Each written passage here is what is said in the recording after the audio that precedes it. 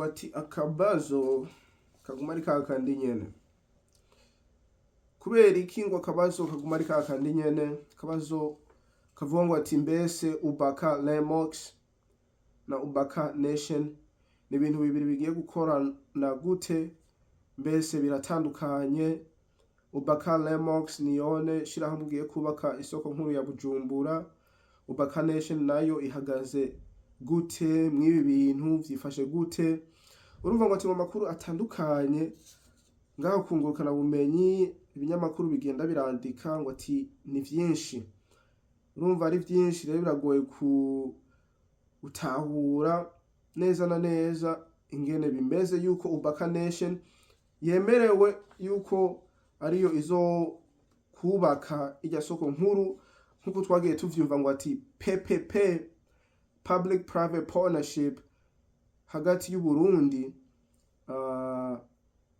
na Ubaka Nation, au ama private sector, amasoko abantu batandukanye bubaka, ama company atandukanye yubaka yigenga uko nuko. Mbese ivyo navyo ngo ati vyifashe gute?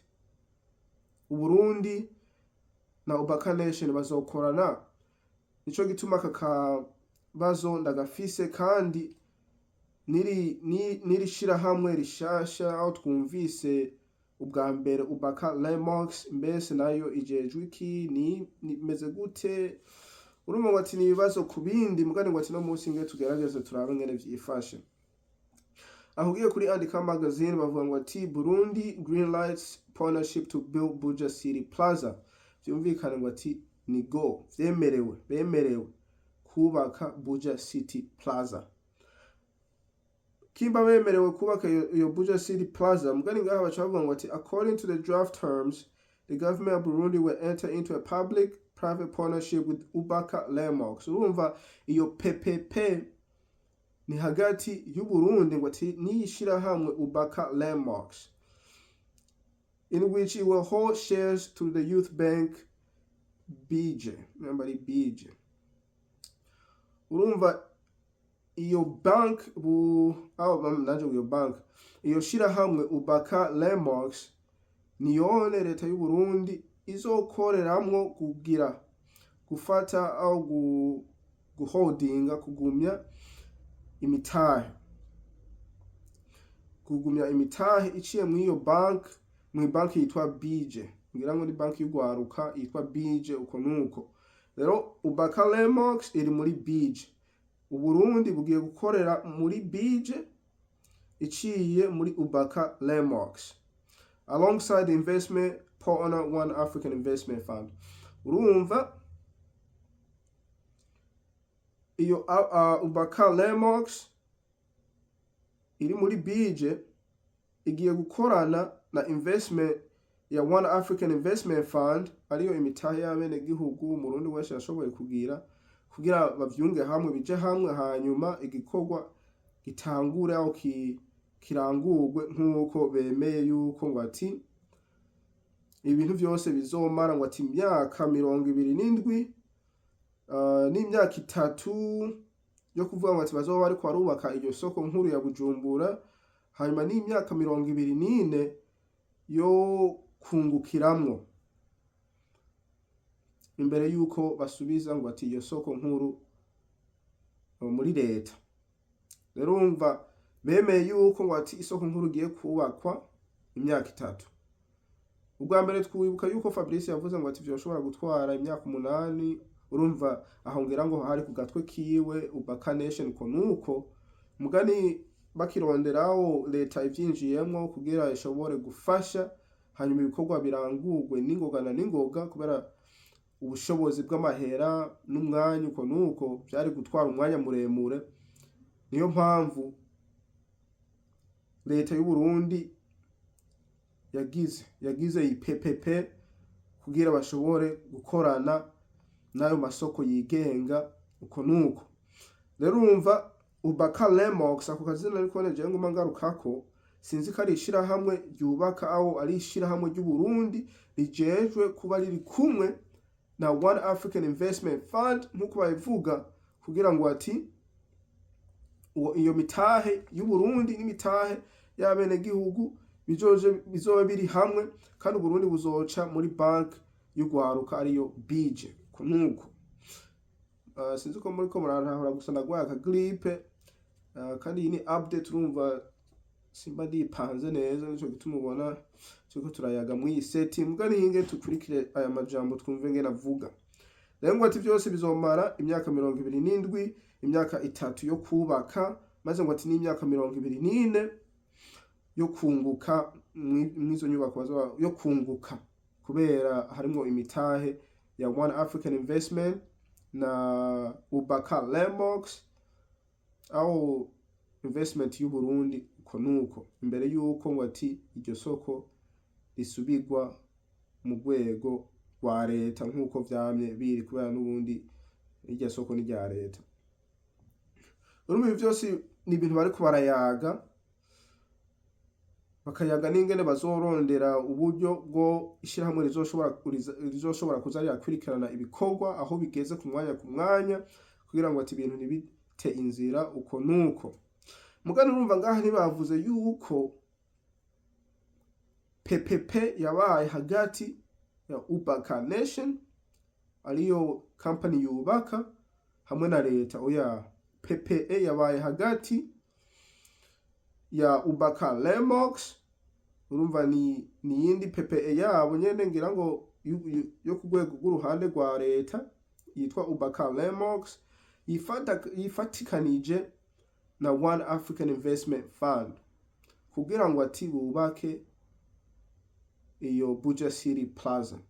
Vyumvikana naho Ubaka Nation yobiriho siyone izokubaka, kubera ndibaza nta company ifise ubushobozi, naho Ubaka Nation itobufise bwo kubaka iryo soko nkuru ku rwego rw'ubu ruhanije. Uko nuko nta company yo mu Burundi bifise, ubwo ni gukorana n'amahanga nkuko byari vyavuzwe bwa mbere. Ubaka Nation ikaraba company yawo Uburundi na Ubaka Nation bakaraba company yo bafasha mu kubaka iryo soko nkuru ku rwego rw'ubu, kubera usanga ibintu bimwe bimwe abarundi batabifitiye ubumenyi kandi badafise n'ibikoresho byo ku rwego vya kanone. Uko nuko kugira ngo ati ibintu bigende neza nkuko bagomba yuko iyo soko yoba isoko yakajya karere ngendegwa. Uko nuko aho ayo makuru ndayavanye ngaho kuri Andika magazine. Mugani ndacengera kuri Fabrice ndabe ko hari ikintu yavuze ko kwibi bintu, nta kimwe yavuze ko. Mugani hariho aka repost yagize kuri X, urumva yagashize ku rubuga rwiwe kuri X ku makuru yavuye kuri ngira ngo jimbere oya yari kuri Akezanet. Uko nuko urumva nayo avuga ukundi kuntu, avuga ngo ati okay, ivyavuyemwo uwo mugambi uzokugwa n'ishirahamwe Ubaka Nation vyavutse biciye mu mugambi PPP ushiraho ugukorana hagati ya leta n'amashirahamwe yikorera utwabo. Ibintu urashobora kubisoma kabiri gatatu bikagora gutahura yuko iyi PPE iri kumwe na Ubaka Nation au iyi Ubaka Nation iri kumwe na Ubaka Nation. Umva uwo mugambi uzokorwa n'ishirahamwe, umugambi uwuhe wo kubaka, wo kutangwamwo investment ivuye mu Burundi, mu ruhande rw'u Burundi. Urumva vyavutse biciye mu mugambi PPE ushiraho ugukorana hagati ya leta. Urumva ni umugambi ushiraho gukorana hagati ya leta n'ama private. Ndibaza n'ubundi Ubaka Nation niyo nizokubaka iryo soko nkuru. Ego iyi PPE yemeje yuko hariho urusata rwa leta mu ruhande ariyo Ubaka Nation bigiye hamwe na One African Investment Fund kugira bizofundinge kubaka iryo soko nkuru. Abazokubaka turabamenya neza, ngandizera ni Ubaka Nation, kubera kimba ikigega cha One African Investment bagishizemwe abacunganishije n'ikigaga cyo mu ca leta y'u Burundi, ni ngombwa Ubaka Nation ikore ivyo bikorwa, kubera batayihaye ivyo bikorwa One African Investment Fund icisubigwa muri Ubaka Nation, mu mugambi wa Ubaka Nation. Uko nuko nibaza ni kubona ivyo babimeze. Mugani bavuga ngo ati ngaha ani inkuru ibandanye. Urumva hariho vyinshi tutaramenya donido ukuraho kuri. Mugani ntukongera ngo tubitahuye, aho je ndabitahuye nuko Ubaka Lemox atari ishirahamwe company zo kubaka iryo soko nkuru, ahubwo ni ishirahamwe ry'Uburundi nkuko Ubaka Nation ifise ikigega cha One African Investment Fund.